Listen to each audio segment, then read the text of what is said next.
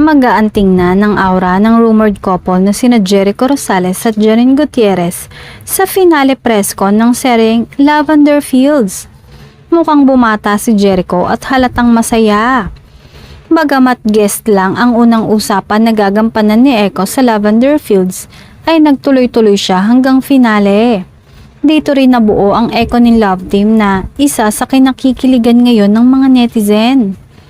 At ang mas nakakatuwa ay ang balitang masusundan pa ng isang serye pagkatapos ng una nilang pagsasama sa Lavender Fields. Samantala, marami ang nakarinig ng magpaalam ang aktor sa MediaCon ay tinawag niyang Baba si Janine. Hindi naman nalingid sa kaalaman ng nakararami na ito talaga ang tawagan ng dalawa. Nabuking ito nang maglabas si Janine ng video sa kanyang YouTube channel ng kanilang Japan trip. At marami ang kinilig sa dalawa nang marinig ang tawagan nila. Kahit maaksyon ng Lavender Fields at hindi naman love story ay iba ang ligaya na binibigay ng Ekonin. Nasa huling 2 linggo na lang ang Lavender Fields kaya naman pakatutukan ang mga huling pangyayari.